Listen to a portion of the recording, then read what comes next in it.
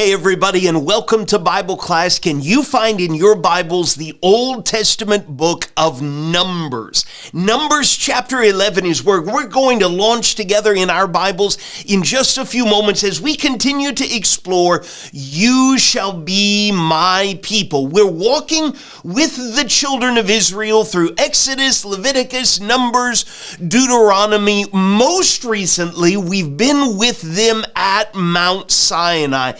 Today, we're talking about them leaving Mount Sinai and the people rebelling against God. It's not exactly good news. We've talked a lot in recent weeks about the tabernacle, about the priests who served in that tabernacle, the many sacrifices that were offered.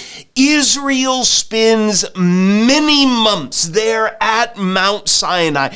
By the time we reach the end of Exodus, the tabernacle has been set up. In fact, listen to this language. The cloud covered the tent of meeting, and the glory of the Lord filled the tabernacle. And Moses was not able to enter the tent of meeting because the cloud settled on it and the glory of the Lord filled the tabernacle. Throughout all their journeys, whenever the cloud was taken up from over the tabernacle, the people of Israel would set out. Well, where exactly did they go? Having spent almost a full year at Mount Sinai, we're going to leave with them. Numbers chapter 10 begins to introduce some problems as they set out towards the promised land, especially Numbers chapter 11, right around here in this wilderness of Sinai. I'll let you talk more about it in detail as a class. The first three verses of Numbers 11 tell us about the people complaining in the hearing of the Lord about all of their misfortunes.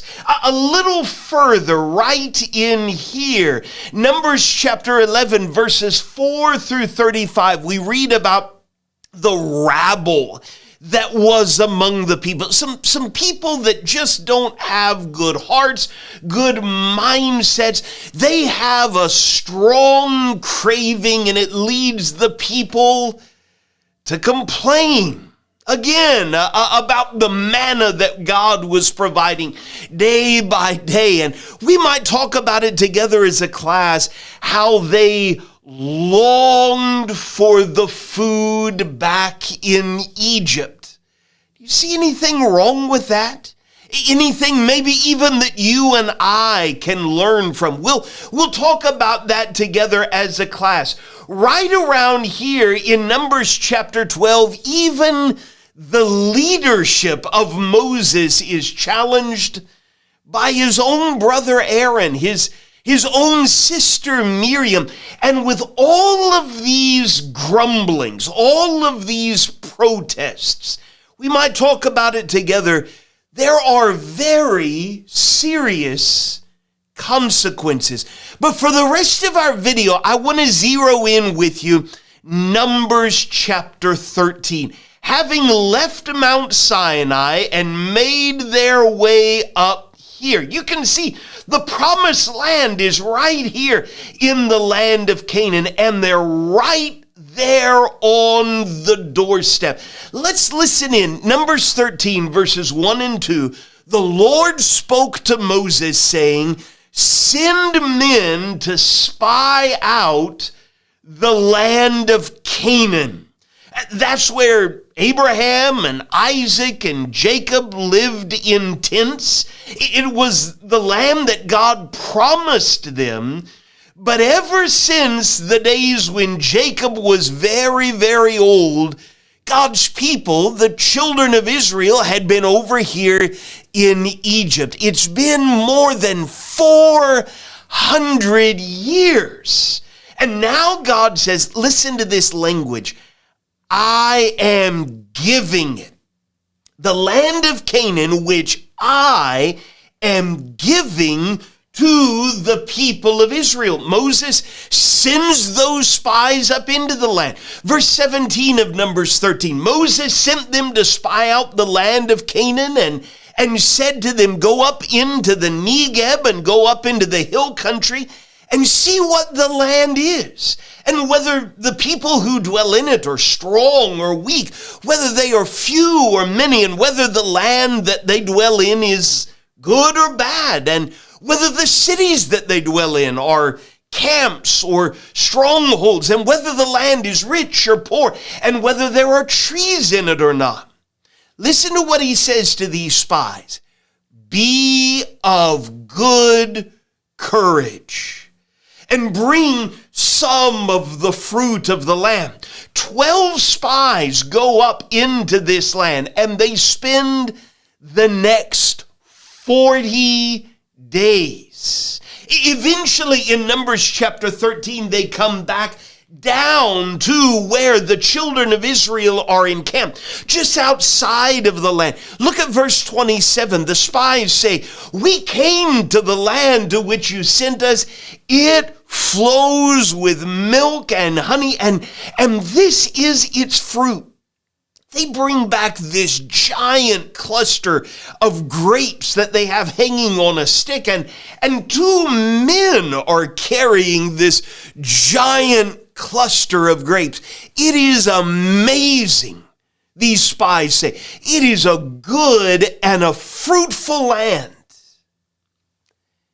However, the people who dwell in the land are strong, and the cities are fortified and very large. Down in verse 32, the land through which we have gone to spy it out is a land that devours its inhabitants, and all the people that we saw in it are of great height. Verse 33, the end of that verse, we seemed to ourselves like grasshoppers, and so we seemed to them. Numbers describes this as a bad report that they brought back to the children of Israel. One of those spies was named Caleb, and in verse 30, Caleb speaks up. He says, let us go up at once, for we are well able to overcome it. What made Caleb so optimistic? We'll explore that together as a class, but even as Caleb is saying, let's go, verse 31, the majority of the spies say, we are not able to go up against the people, for they are stronger than we are. And the people of Israel, who do they listen to? At Numbers 14, verse 1, they raised a loud cry. The people wept that night. All the people grumbled against Moses and Aaron. The whole congregation said to them, would that we had died in Egypt, or that we had died in this wilderness. Why is Yahweh bringing us into this land to fall by the sword? Our wives and our little ones will become a prey. Would it not be better for us to go back to Egypt? And they said to one another, let us choose a leader and go back to Egypt. Once again, the consequences are terrible. Let's end right here in Numbers 14, verse 28. God says to Moses, I want you to say to the children of Israel, as I live, what you have said in my hearing, I will do to you. Your dead bodies shall fall in this wilderness. And of all your number, listed in the census, from 20 years old and upward, who have grumbled against me, not one shall come into the land where I swore that I would make you dwell, except Caleb and Joshua, 2 of the 12 spies. Just 2 of them said, let's go. God is going to give it into our hands. But God says, your little ones who you said would become a prey, I'll bring them in. they shall know the land that you have rejected.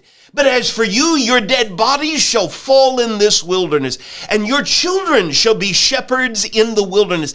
Listen to this. For 40 years, your children are going to suffer for your faithlessness until the last of your dead bodies lie in the wilderness, according to the number of the days in which you spied out the land. 40 days, a year for each day. For the next 40 years, these descendants of Abraham are going to wander in the wilderness and know God's displeasure. What can you and I learn? What do we need to see and understand from this sad chapter in Israel's history? Let's talk about it. Thanks so much for being in class tonight. Hope you have a great rest of your class. I'll see you real soon.